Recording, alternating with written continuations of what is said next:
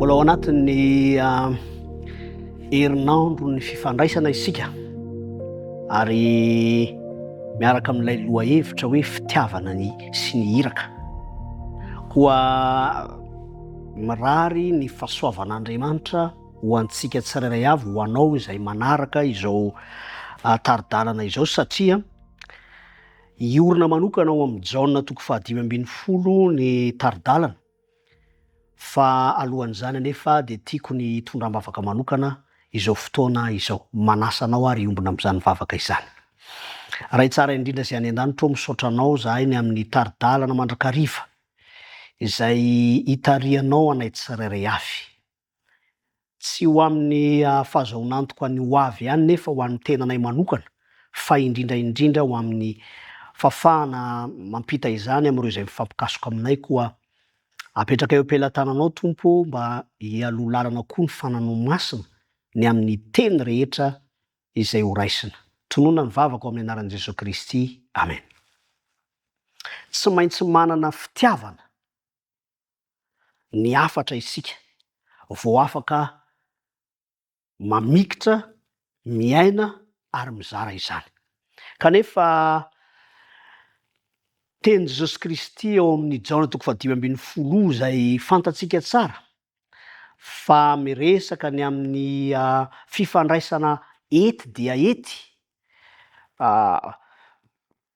atao hoe fiombonana, fitoerana manokana. Jesosy Kristy no ilay tena voaloboka, izy no fototra, izaho sy ianao kosa sampany ary Andriamanitra iray no mpamboatra. Dia hoy izy hoe tahaka ny itiavany iray ihany no itiavako anareo.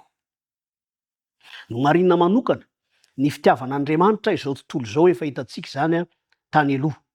Dia marina manokana indray ny hoe tahaka ny itiavan'Andriamanitra iray an' Jesosy Kristy no itiavan'i Jesosy Kristy izao tontolo izao, ary izaho sy ianao no anatin'izany.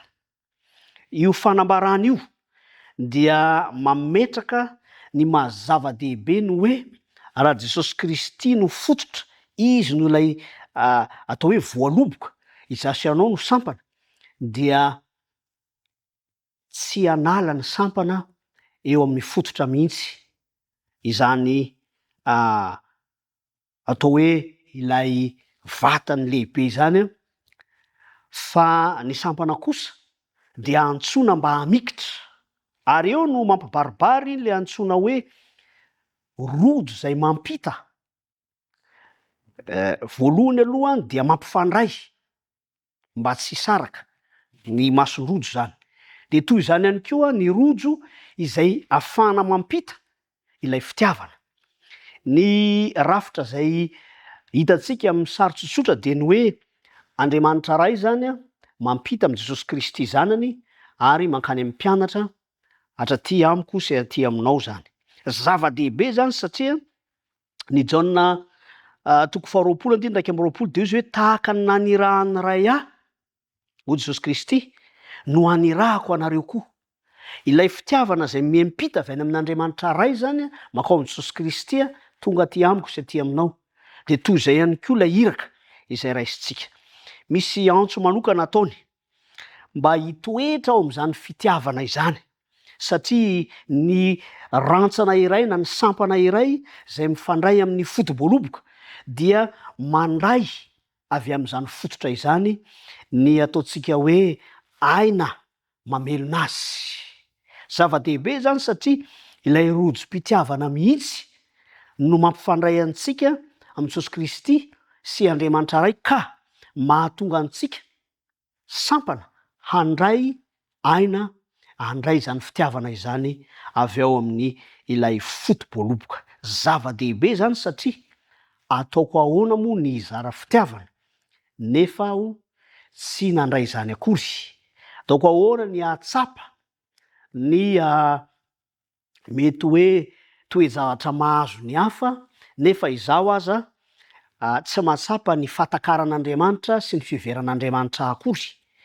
Tena zava-dehibe zany ny miditra ao anatin'ilay antsoina hoe rafitra izay napetraka de narafitry ny fifandraisan'Andriamanitra ray amin'ny zanaka tonga aty amintsika. Misy toe-tsaina antsoina hoe fankatoavana. Ny fankatoavana de mahatonga ahy sy mahatonga anao tsy hanohitra ny lamina zay napetrak'Andriamanitra. Ny fanambarana miverimberina amintsika rehefa fantatsika zany hoe raha ty ahy ianareo de hitandrina mididiko. Zavatra tsy mifanohitra io, kanefa tsy maintsy mifanaraka ihany koa ny fitiavan'Andriamanitra Jesosy Kristy de ny fitiavan'i Jesosy Kristy antsika, satria Jesosy Kristy no fitiavany an'Andriamanitra ray tamin'ny andro nofiny teto an-tany dia nankatoa ny rainy izy. De toy izany ihany koa ny fitiavan'i Kristy zay amikirantsika, itoerantsika, itoeranao eo anatrehan'Andriamanitra de mahatonga anao, mahatonga ahy, mahatonga antsika ho lasa mpankasitraka ny sitrapon'Andriamanitra, na miseho amin'ny alalan'ny soratra masina zany mivantana, na miseho amin'ny alalan'ireo zay zavatra voalaza rehetra ao anatin'izany ny didin'Andriamanitra. Zava-dehibe zany satria anisan'ny didin'Andriamanitra ny mba hifankatiavana. Zava-dehibe zany satria zao no fanambarana amin'ny Jaona 5:10 io, ny mba hifankatiavanareo tahaka ny tiavako anareo. Tsy misy manana fitiavana lehibe noho izao de ny manolotra ny ainy amonjy ny sakaizana. Ianareo no sakaizako raha manaraka izay nandidiko anareo. Zava-dehibe ny nataon'i Jesosy Kristy. Zava-dehibe ny efa nanoloran'ny ainy. Ary izany fahatsapana izany no mahatonga ahy sy mahatonga anao miroso hatrany hatrany. Satria ny fitiavana sy ny iraka dia tahaka ny masonrojo izay tsy afa-misaraka. Mahatonga ny filazantsara ho tonga manerana an'izao tontolo izao. Zao no hafantarantsika ny fitiavana, satria izy nanolotra ny ainy hamonjy antsika. Izy kosa, isika kosa mba tokony hanolotra ny aintsika hamonjy ny rahalahy. Zava-dehibe zany, ary mety ho lasa lavitra mihitsy azy zany eo amin'ny fampiarana. Ny antony de satria ao anatin'ny fanomezam-pahasoavana zay hitondrany ny fanamasina antsika, toe-tsain'ny fanompona, toe-tsain'ny fankatoavana an'Andriamanitra, toe-tsain'ny iraka de miorina amin'ny fitiavana ny hafatra, fitiavana ny hafa ihany koa. Io iraka io dia nazavainy ilay mpanoratra iray antsoina hoe Gary Chapman, izay resahany ato hoe tahaka ny fiainan'ny mpivady hoy izy, mifampizara izay mahasoa, misy endrim-pifandraisana, fifanakalozana, tsy mandeha ila.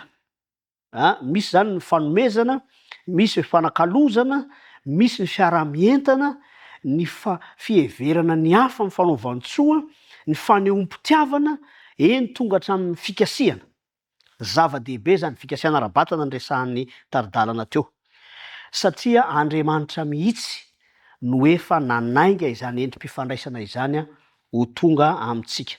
Koa raha misy ny fanandramana mivantana, fahatsapana mivantana, ny ilay fitiavan'Andriamanitra mampifandray antsika, nampifandray antsika tamin'Andriamanitra io, de mampifandray antsika amin'ny hafa ihany koa tahaka ny masonrojo izay miazona, tsy vitany hoe miazona fa mampitoetra ary ihany koa ahafahana mampita, dia tokony ho fitaovana mahomby am-pelantanan'Andriamanitra isika. Tsy hoe za de mpivavaka, tsy mijanona eo zany, fa izaho ihany koa dia mpampita ny fitiavan'Andriamanitra, hitondra vokatra lehibe zany eo amin'ny fanapaharehana ny filazantsara, ahafahany zany fitiavana izany dia miasa any anaty fa tsy avy ety ivelany, ka ahatonga izany filazantsara izany hanana akony satria miasa avy any anaty, miasa miorina amin'ny fitiavana. Tiako manokana ny tondram-bavaka izay fahatsapana ny fitiavana izay, fitiavan'Andriamanitra makao amin'i Jesosy Kristy, fitiavan'i Jesosy Kristy tonga aty amiko sy aminao ary miampita any amin'ny hafa. Koa asaiko ampitiavana ihany koa ary ianao hiombona amin'izao vavaka izao. raha ny tsara indrindra sy any an-danitro misaotranao zany amin'ny fitiavanao Jesosy Kristy. Misaotranao koa zany amin'ny fitiavan'i Jesosy Kristy anay tsirairay avy. Ary eto indrindra no angatanay ny fiorenany zany fitiavana izany, izahay zay noraisinao zanakao ihany koa, dia mba ho hainay no mampita izany fitiavana zany amin'ireo zanakao hafa.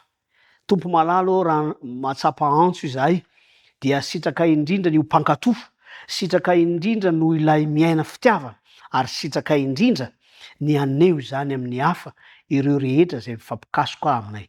Koa tanterao aminay zany Tompo mba ho zava-misy ary ho voninahitry ny anaranao zany, nefa ho fifaliana ho an'ny zanakao tsirairay avy ihany koa. Amin'ny anaran'i Jesosy Kristy.